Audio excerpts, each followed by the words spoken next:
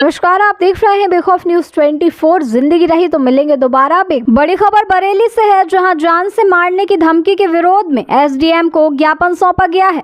जी हां, आपको बता दें कि जमीन की खरीद बिक्री को लेकर बरेली में वीरेंद्र धाकड़ ने होमगार्ड सैनिक नजीर मंसूरी द्वारा जान से मारने की धमकी देने के विरोध में एसडीएम संतोष मुगदल को ज्ञापन सौंपकर नजीर खान पर मुकदमा दर्ज कर कठोर कार्रवाई करने की मांग की है। बता दें कि वहीं दूसरी ओर नजीर मंसूरी ने वीरेंद्र धाकड़ द्वारा लगाए गए सारे आरोपों को निराधार बताते हुए कहा कि यह हमारा पारिवारिक मामला है।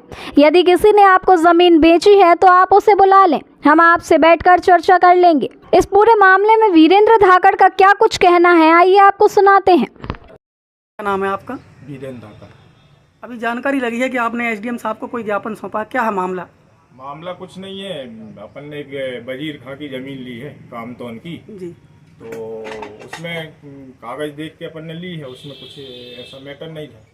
3 लोगों के नाम है, वो एग्री है करने को, है ना। ये चौथा नाम उनके चाचा का लड़का है शायद, उनके परिवार का, नजीर खां। तो वो कह रहे हैं आपने अगर ये जमीन मतलब वापस कर लो, नहीं तो हम सर कलम कर देंगे। और हिंदू मुसलमान वाली वो बात कर रहे हैं। मतलब क्या आश्वासन दिया एसडीएम साहब? एसडीएम साहब बोले कि आप जल्द से जल्द कार्रवाई होगी। बरेली के पास की घटना, बरेली के पास की घटना। एसडीएम के अलावा भी कोई आवेदन दिया है आपने तहसीलदार या टीआई साहब को दिया है? टीआई साहब क्या बोले? टीआई साहब बोल रहे हैं कार्रवाई करेंगे जांच का। तो जांच नहीं हुई तो वो सब धरना पर वो बैठेंगे। भाई ये हिंदू मुस्लिम वाली बात कर रहे हैं, कलम कर देंगे बिल्कुल। ईद की नमाज के बाद तो हम ऐसा माहौल कर देंगे कि लगे कि हाँ यहाँ तुमको बता देंगे, ऐसी बात है। कौन है ये जिन्होंने आपको धमकी दी? किस तरीके की धमकी दी? सर कलम कर देंगे बिल्कुल। कौन है ये? नजीर खां है, कोई पुलिस में है होमगार्ड है कामतौन की। कहाँ, बरेली में पदस्थ? नहीं, शायद बाहर वाड़ी में है शायद। तो टीआई साहब ने क्या आश्वासन दिया? टीआई साहब बोल रहे थे कि अपन कार्रवाई करेंगे जांच कर। मोहम्मद निवासी कामतौन, तहसील बरेली, जिला राजस्थान। आपके खिलाफ आज कोई आवेदन दिया गया जिसमें आपने किसी को धमकी वगैरह दी है, क्या मामला? धमकी नहीं, मैंने अपने पारिवारिक मामले में वीरेंद्र धाकड़ से कहा था कि ये हमारा पारिवारिक मामला है और हमारे भाई की ज़मीन और हमारी अभी बंटवारे नहीं हुए, इसमें आप हस्तक्षेप ना करें।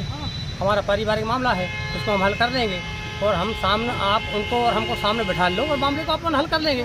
ये मैंने उनसे बात करी है और यही उनसे पहले भी कही। मैंने जैसे 2 साल से ओवैस मियाँ से भी ये बात हुई थी मेरी, और आपने अफजल भाई से भी ये बात हुई थी।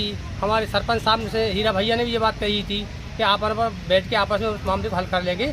और ये ज़मीनी मामला है, ये इनका घर का मामला है। हमारे घर के मामले में हमने ये उनसे बात रखी थी। अब आगे आप वीरेंद्र भाई से हमने यही बात कही थी मेरे कि वीरेंद्र भाई जी हमारा घर का मामला है, आप अगर इसमें आगे आ रहे हैं तो सामने वाली पार्टी को भी बुला लो और हमको भी बुला लो, मामला हल हो जाएगा। ये परिवार का मामला है, इसमें आप मतलब किसी भी तरह से ये ज़मीनी मामले में आप हमारे बीच में नहीं आएगा। हमारे भाई का और हमारा भी बंटवारा नहीं हुआ है, ये पुरानी हमारी संपत्ति है, मतलब पैतृक संपत्ति है हमारी, ये हमारे खानदानी बाप दादों की संपत्ति है। तो हमने वीरेंद्र भाई जी अच्छे से कहा था।